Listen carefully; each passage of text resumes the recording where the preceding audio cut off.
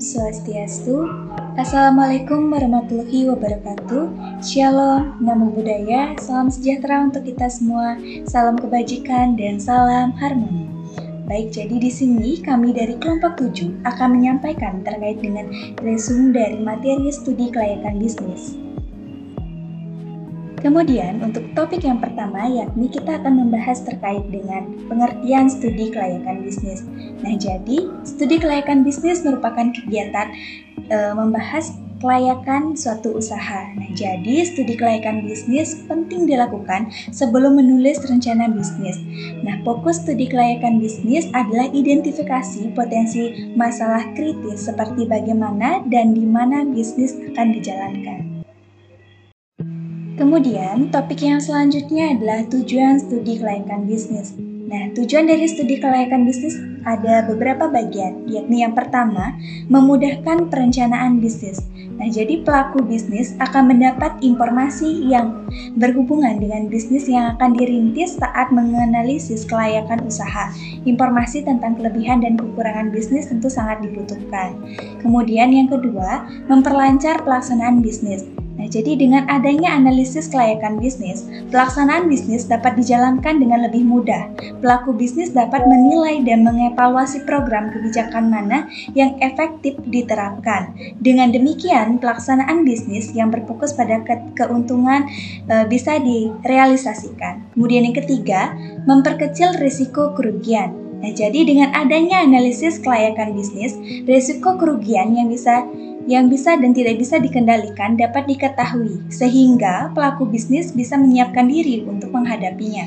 Kemudian yang keempat, yakni memudahkan proses pengawasan. Nah, jadi hasil laporan studi kelayakan berisi analisis kelayakan bisnis dari berbagai aspek. Nah, aspek-aspek tersebut dapat digunakan untuk melakukan pengawasan internal.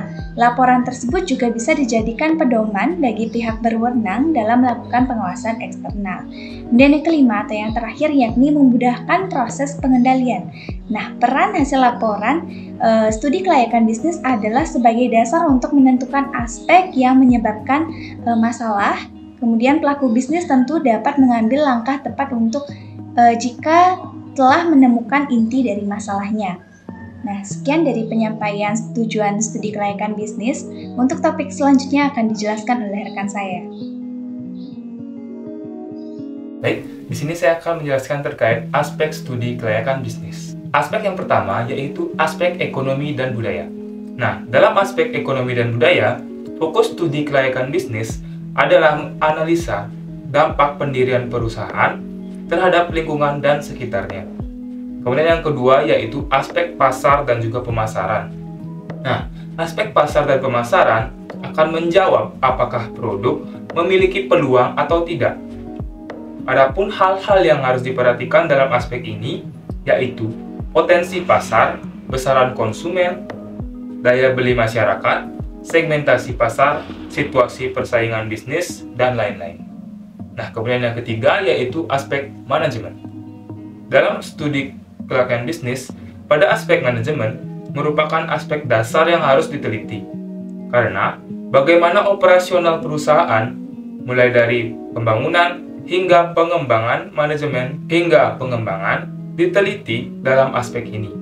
Kemudian yang keempat yaitu aspek keuangan. Aspek keuangan dalam studi kelayakan bisnis menjadi salah satu penentu nasib bisnis Anda di masa sekarang dan mendatang.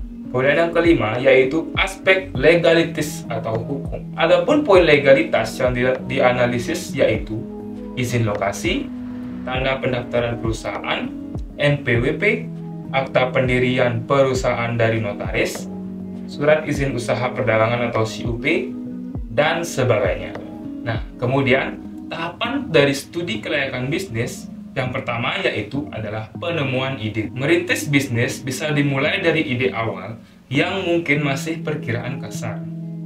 Penemuan ide bisa berasal dari masalah yang ada di masyarakat. Kemudian yang kedua yaitu penelitian. Setelah menemukan ide bisnis, lakukan penelitian tentang bisnis tersebut.